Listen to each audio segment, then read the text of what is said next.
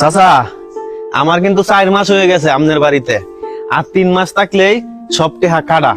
3 মাস তাক গেল, এর আগে এত কথাকে? না চাচা, মানে হিসাবটা করে রাখতেছি আর কি, বুঝছেন? নামাজের টাইম যাইতেছে রে, তাড়াতাড়ি নামাজটা ভরে লাই।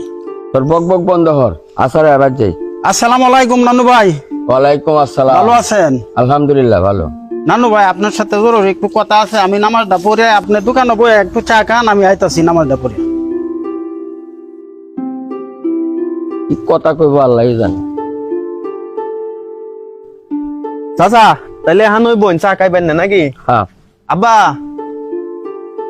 আব্বা, আমরা যে ফুলকপির ক্ষেত করছো, ফুলকপি কদ্দুর বড় হয়েছে, বেচন যাইবো? ফুলকপি তো বাজার বড় হয়েছে, আর কোথায় করে কারণ যাইবো? শহীদ মিয়া, টেহাটু আরো লাগবো নাকি? লাগতো না রে ভাই, আগে টিহা দিতাই না বললে তোমার ভাই আমার ছেলে কাজ করে, আর টিহা পয়সা ভাই লাগতো না। আর বাজান, তুমি বাইতে এক সময় তোমার লগে কথা আছে।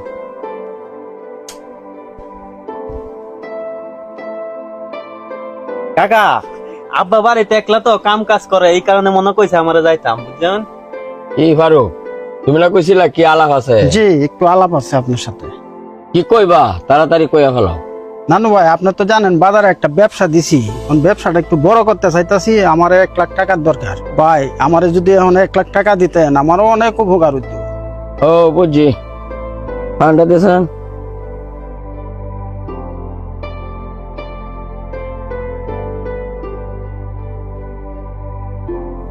আমার কাছে যে আমি করে না হরি না, তবে এই মুহূর্তে আমার টেহা নাই।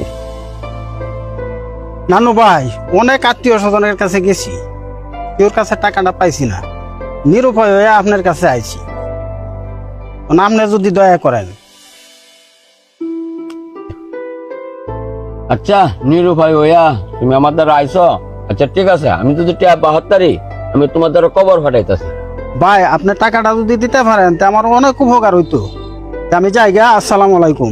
ওয়ালাইকুম আসসালাম। কবে যে আমার মা শেষ হইব। কিরে, যে ফারুক আইছেন না, হ্যাঁ, ফারুক একটু গিয়া কসাইন, আমার লগে দেখা করতো। ওই যে টেহা চাইতে আইছিল। টেহা চাইতে আইছেন। ও আচ্ছা, তে আমি যাইতাছি। আচ্ছা।